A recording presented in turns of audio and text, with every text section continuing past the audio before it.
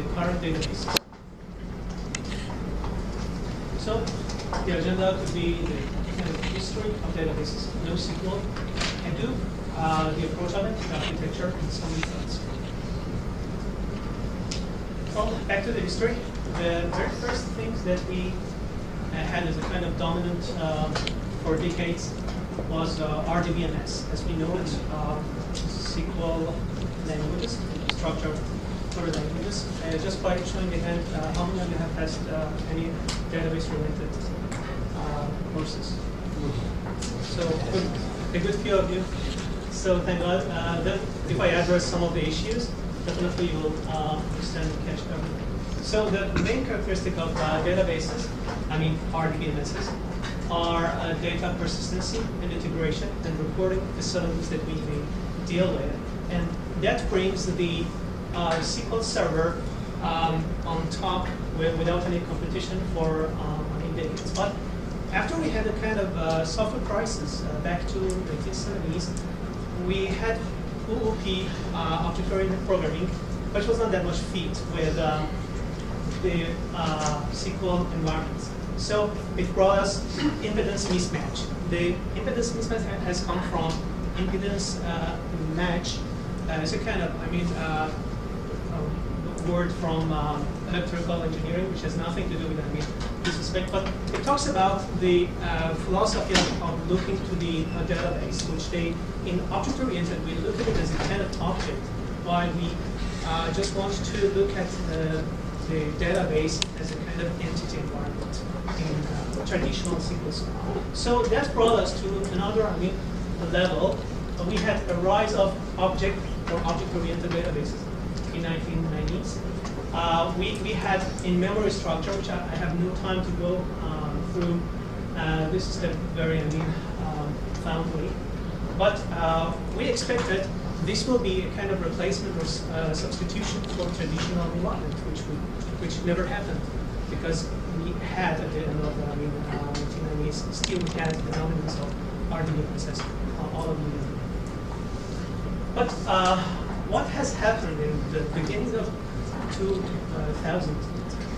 Some sites like Amazon or Google received a very high traffic, and we had some environments like, for example, just to know, one airplane during 24 hours of flight can gather half a petabyte data. That is, wow. Apart from how to store that amount of data, is it possible to fetch the information that you need from that? This is another struggle. So we should think differently from the another perspective. One solution which can come to anybody's mind is triple B by a box, but it can work up till not to till a certain level. The other solution could be scale out. The first one we can address it as a scale up, but the second one is scale out. The hardware means to buy lots of small boxes. So there was just one problem. SQL environments was designed to work with the first solution. So how should we solve this problem? Some organizations start to work like Amazon, like Google, to work with this new environment. And Google started with the project, and the name was Whitepage, and they worked on a kind of scheme that they call it, it's a kind of data model, they call it column family. And we will talk about it later. And Amazon started to work on a project, they call it Dynamo. They worked on key value. It was around 2002, if I'm not, sorry, forgive me. But it was around 2002, the initiation of that. But it was completed by Yahoo's movement, we will see. If you ask me, what is NoSQL server or big data? Well, I have no very clear answer. There are lots of books gathered together to have some characteristics of this definition. But just we can, raise some of the characteristics, main characteristics. First of all, it's not relational. It's non-relational environment. So thank God we get rid of, those kind of complex one-to-many relationship. It's always kind of headache. And it's cluster friendly. It works with commodity hardware. So a bunch of computers starts from 1 to thousands of computers. And it's open source. So when we hear this open source term, we say, wow, what a good word, because we shouldn't pay. But there are some pros and cons. There isn't any, specific support behind it. We can say some organization may, bring these projects like what we have in Hadoop for a certain period of time. But if there is guarantee, is there any guarantee for any long-term support?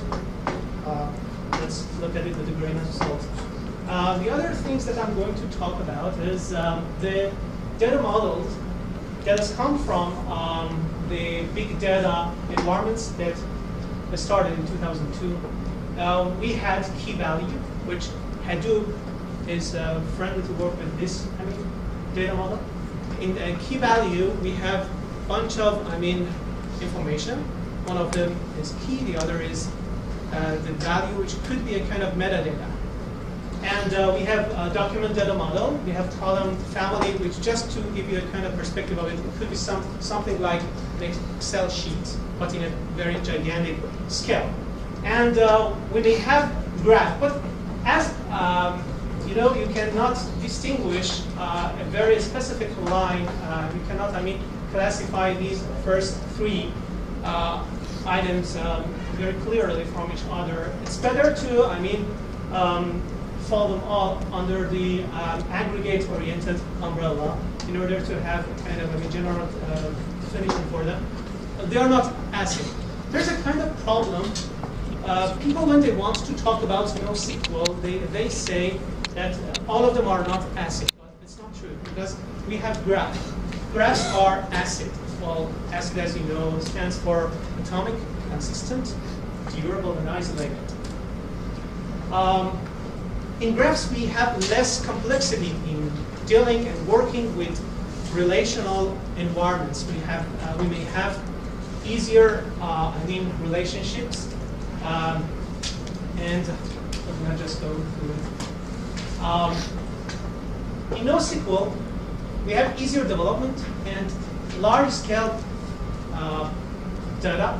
When you're talking about big data, the main difference between big data and traditional environment is when we had traditional information, traditional data, the restrictions, the rules, stands in the time that you want to write your information inside. Okay? But is it possible to have these restrictions, these rules, always alive when we have a bunch of huge, gigantic size of data? It's impossible. It's better to shift those rules instead of writing time into fetching time. You know what I'm saying?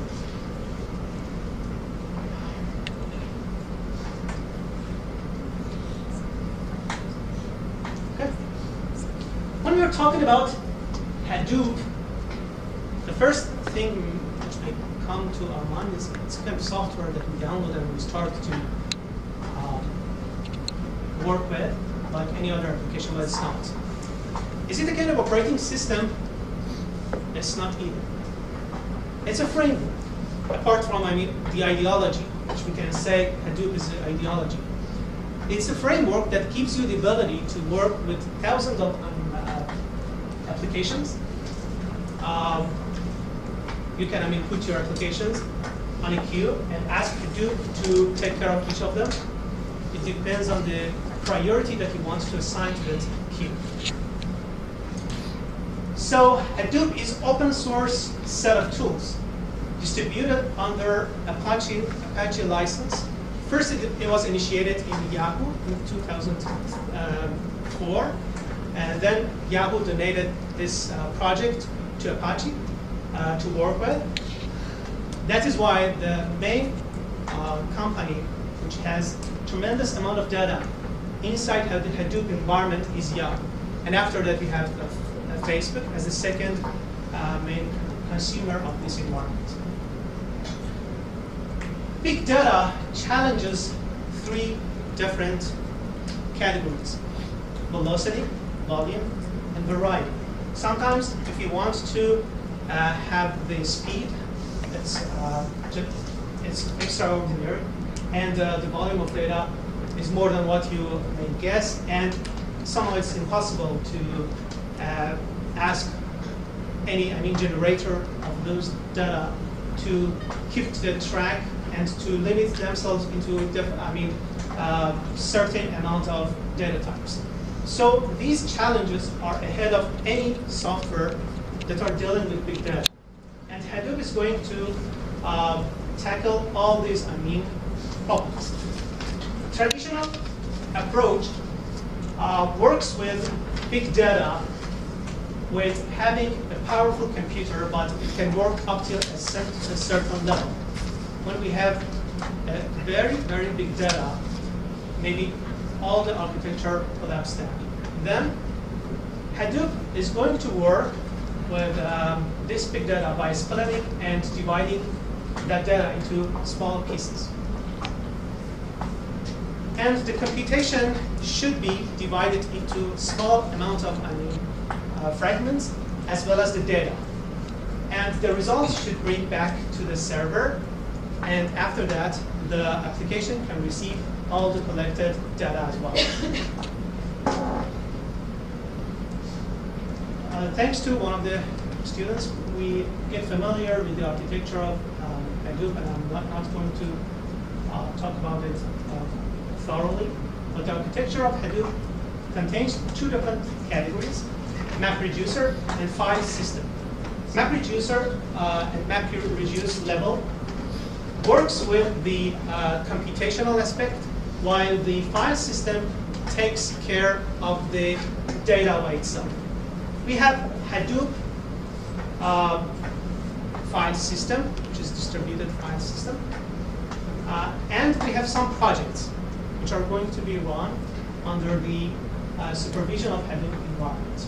And I'm going to talk about it in more details later. This is another,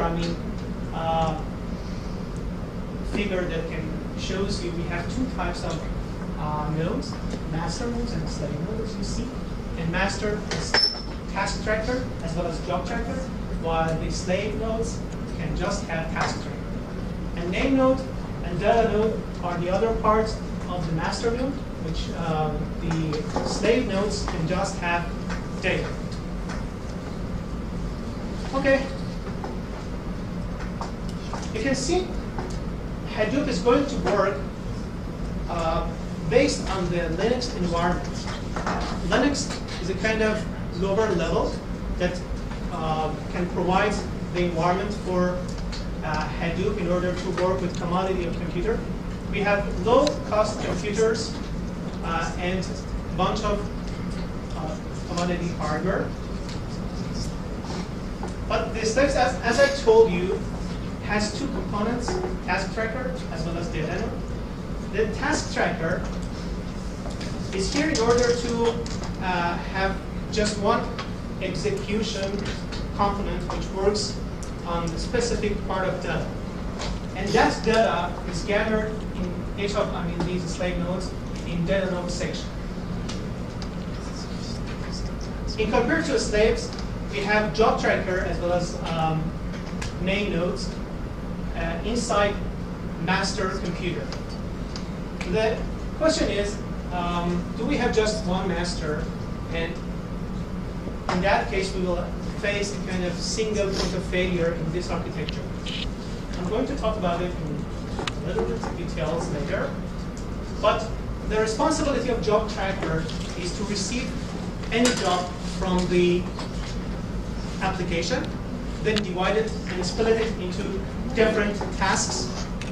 And any of these nodes can receive those tasks if they are alive. And they can work on a specific portion of the data which gathered in data node, and main node is going to index the data and place them in different computers.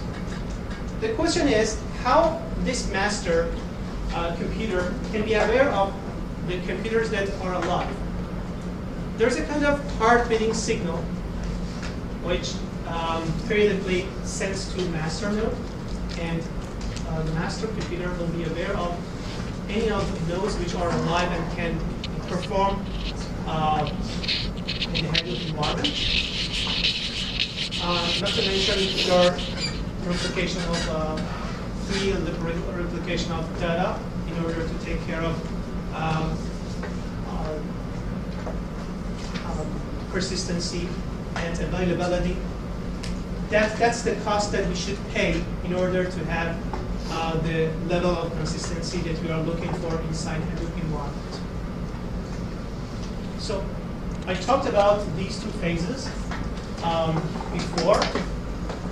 Any application contacts to master node, not to any of the client nodes or slave nodes.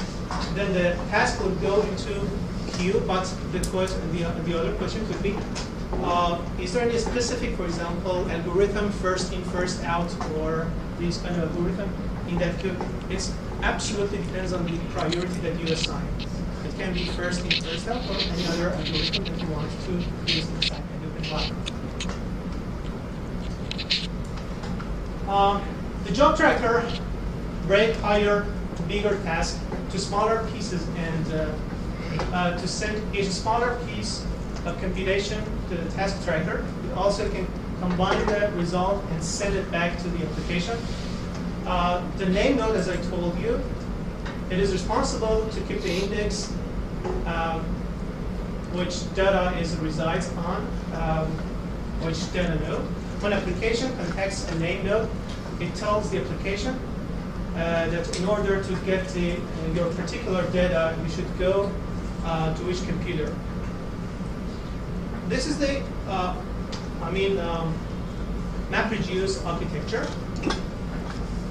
For sure, you have the input data, which could be, in just one computer, but you may split it into different computers. This task can be done, these two columns can be done by a function that we call it, or the object that we call it, mapper. The mapper is going to split the data into different computers, and is going to take care of the, for example, this is a very famous example, or prime example that we all see in most of the articles or books related to Hadoop. It's a word count. It's like hello world in programming environment. Suppose that we have a deer in here and another deer in here. Okay, car here, river, etc. One of the interesting thing about this naming, the other column is shuffling, which is opposite of its name. It's going to take care of the order of the words. So it's somehow upside down. We have two beers, we see 3 cars and these kind of things. The other column, we call it reducer function.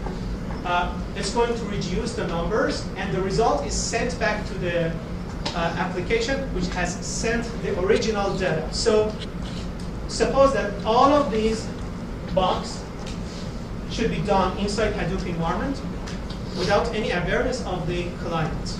Okay, without, for example, if I'm in an application, I don't know these phases. I just send this, and I just receive this point.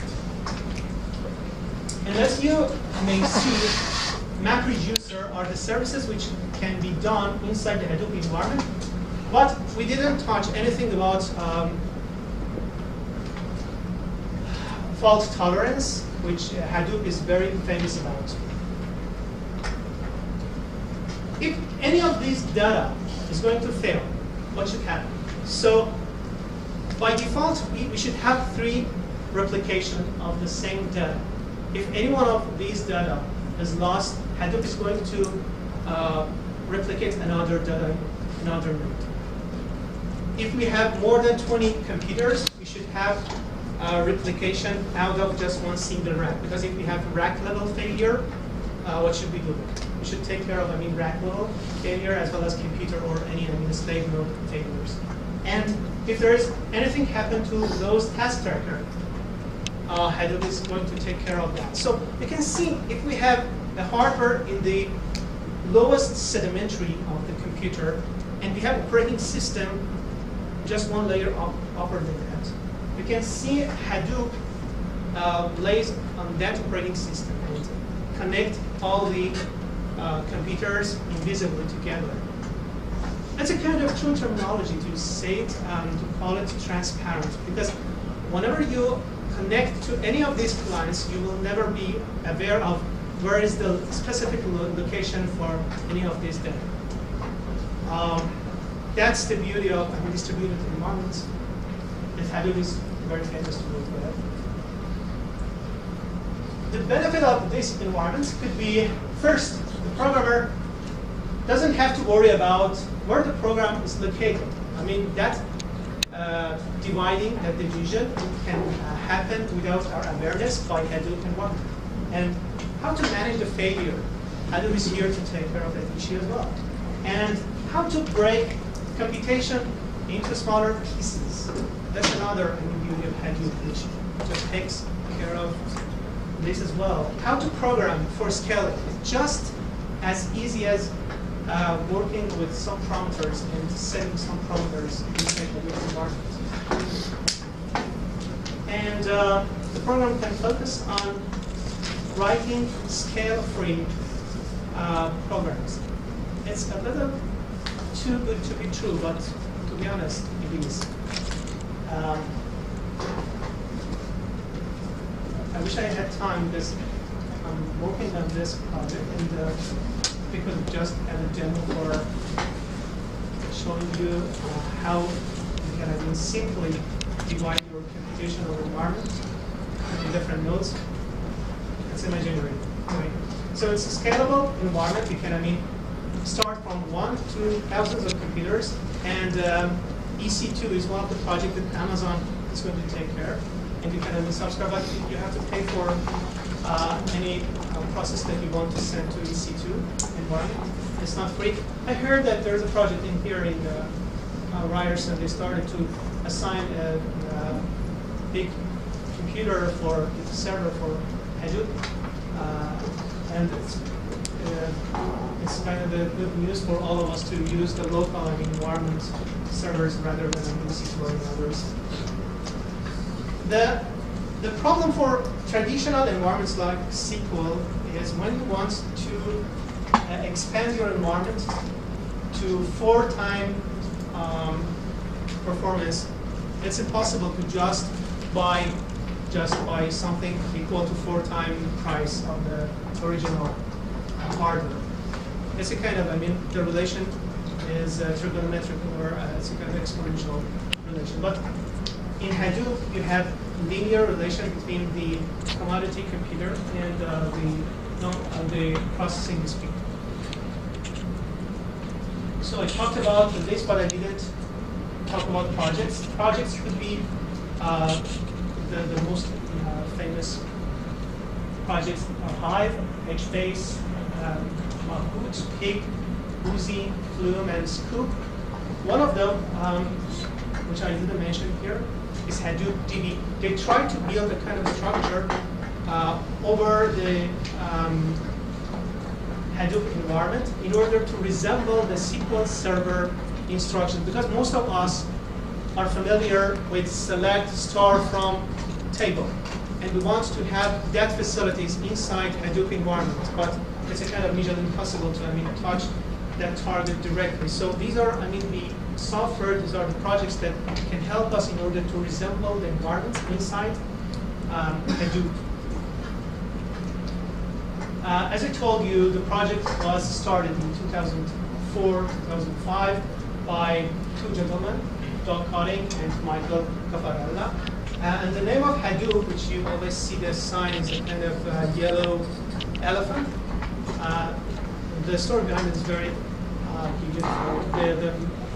That guy, Mr. Doug Cotting, had a small kid, and he had a toy, a yellow elephant, and with a very infant level speaking, he called that toy Hadoop, and he said, good name, I can pick it for this brand. And yeah, but I don't know what he's going to do for next projects. In 2006, the project donated to Apache, And we can, distinguish or classify the users into two categories, administrators and users. But there isn't any specific line like what we had in SQL Server environments. But administrators are responsible for installation, monitoring, and tuning the environment, while the users are here to design applications, import and export data, and work with tools.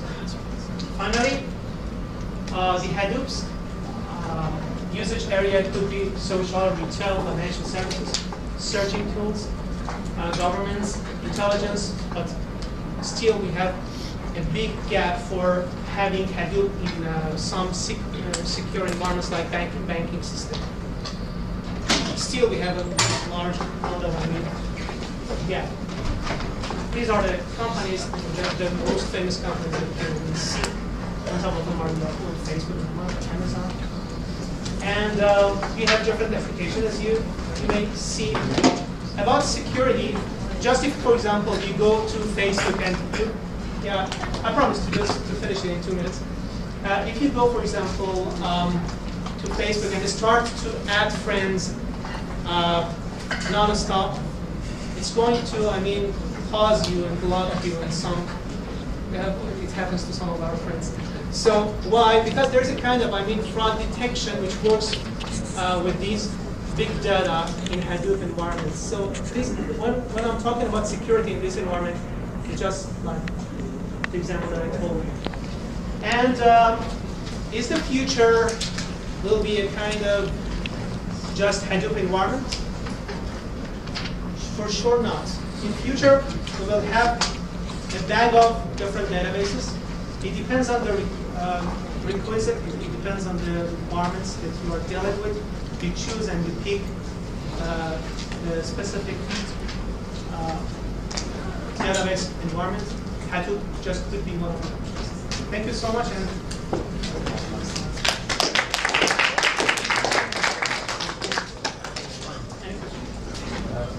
I got one question. You said by 2015, over 50% of enterprise data will be handled by Hadoop. Sure. Where do you get that stat from? It sounds very unrealistic. That's less than 1 year. Well, I didn't tell you the importance of those data is equal, but the amount of data is that much, because right now the amount of data anybody can upload inside the environments like YouTube or Facebook is so gigantic. But the data that we have on the other side of the equation, which is somehow most of them is just text, which is not that much. Yeah, for example. You mentioned that Hadoop was running in your platforms. Yeah, but what about the okay, that I just wanted to go through it in more details. Right now, you can use SigWin as a kind of simulator, or you can use the image of Avant or any other inside the VMware environments, as we did it, instead of using directly environments like operating systems like Linux. Okay, you can just make a kind of Any other? Thank you.